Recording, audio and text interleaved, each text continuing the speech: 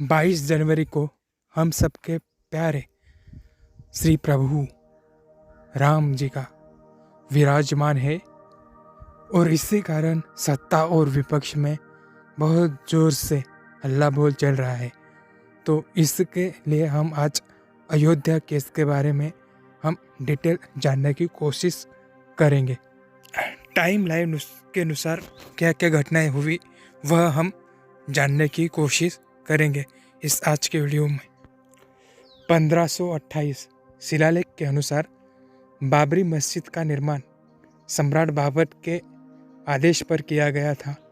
स्थानीय परंपरा कहती है कि इसे राम के जन्मस्थान पर मंदिर को ध्वस्त करने के बाद बनाया गया था।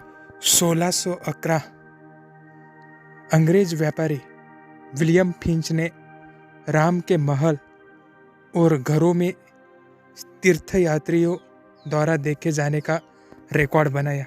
1717 राजपूत कुलीन जय सिंह द्वितीय ने मस्जिद की ज़मीन खरीदी और इसे देवताओं को सौंप दिया।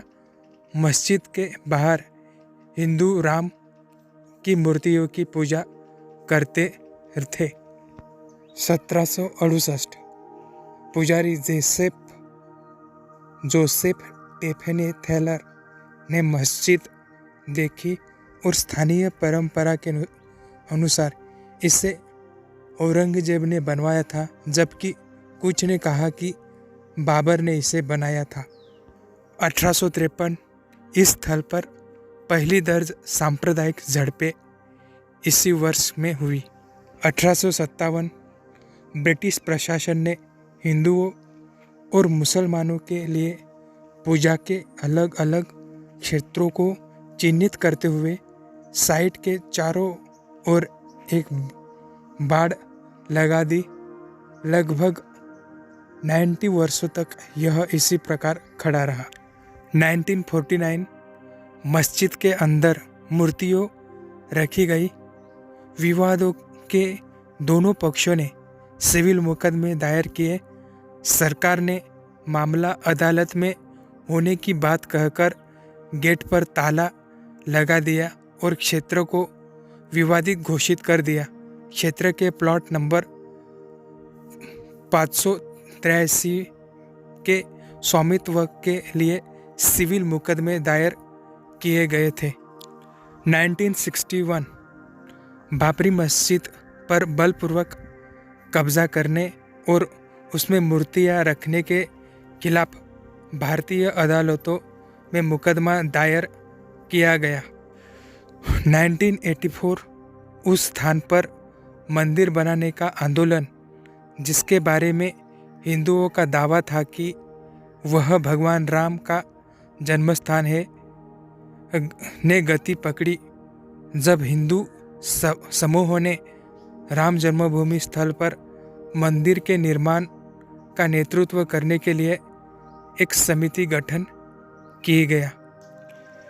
एक जिला न्यायाधीश ने 37 वर्षों के बाद मस्जिद के दरवाजे खोलने का आदेश दिया और हिंदुओं को विवादित ढांचे के अंदर पूजा करने की अनुमति दी। बाबरी मस्जिद एक्शन कमेटी का गठन किया गया क्योंकि मुसलमानों ने स्थल पर हिंदू प्रार्थनाओं की अनुमति देने के कदम का विरोध किया। कोर्ट के फैसले के 1 घंटे से भी कम समय में गेट खोल दिए गए। 1989 राम मंदिर निर्माण की मांग बढ़ती जा रही थी।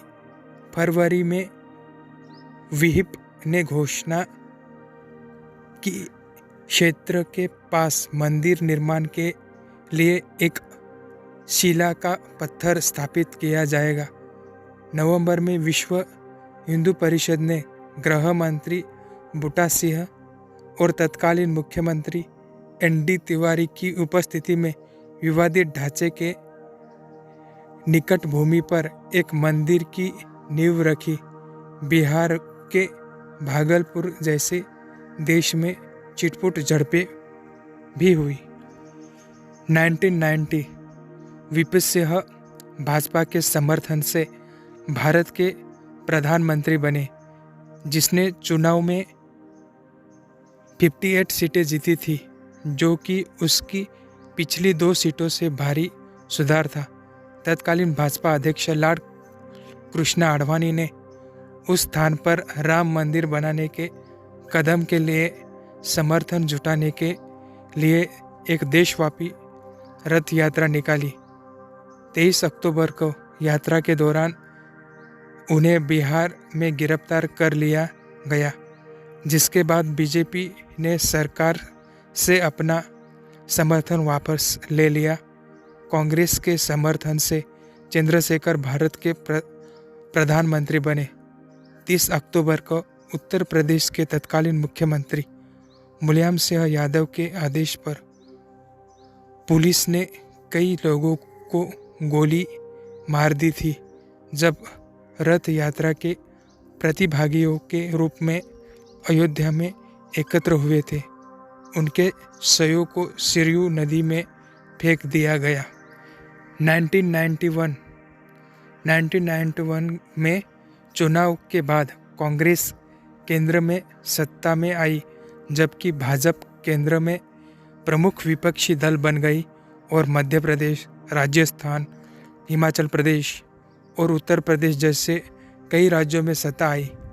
कल्याण सिंह उत्तर प्रदेश के मुख्यमंत्री बने। राज्य सरकार ने क्षेत्र में 2.77 एकड़ यानी कि 1.12 हेक्टेयर भूमि का अधिग्रहण किया और उसे राम जन्मभूमि न्यास ट्रस्ट को पट्टे पर दे दिया। इलाहाबाद उच्च न्यायालय ने क्षेत्र में किसी भी स्थायी निर्माण गतिविधियों पर रोक लगा दी। कल्याण सिंह ने सार्वजनिक रूप से आंदोलन का समर्थन किया, जबकि केंद्र सरकार ने बढ़ते तनाव को रोकने के लिए कोई कार्रवाई नहीं की। हाई कोर्ट के फैसले के बावजूद विवादित क्षेत्र को जमींदोस्त कर दिया गया। 1992 कल्याण सिंह ने आंदोलन का समर्थन करने के लिए कदम उठाए, जैसे कि क्षेत्र में प्रवेश आसान बनाना, कार सेवकों पर गोलीबार न करने का वादा करना, क्षेत्र में केंद्रीय पुलिस बल भेजने के केंद्र सरकार के फैसले का विरोध करना आदि। जुलाई में कई हजार कार सेवक क्षेत्रों में इकट्ठा हुए और मंदिर के रख रखाव का काम शुरू किया। प्रधानमंत्री के हस्तक्षेप के बाद यह गतिविधियां रोक दी गई। गृह मंत्री की मौजूदगी में बाबरी मस्जिद एक्शन कमेटी और बीजेपी नेताओं के बीच बैठक शुरू हो गई। 30 अक्टूबर को विश्व हिंदू परिषद की धर्म संसद ने दिल्ली में घोषणा की वार्ता विफल हो गई और 6 दिसंबर से कार सेवा शुरू हो गई। केंद्र सरकार क्षेत्र में केंद्रीय पुलिस बलों की तैनाती और राज्य सरकारों को भंग करने पर विचार कर रही थी, लेकिन अंत में इसके खिलाफ फैसला किया गया।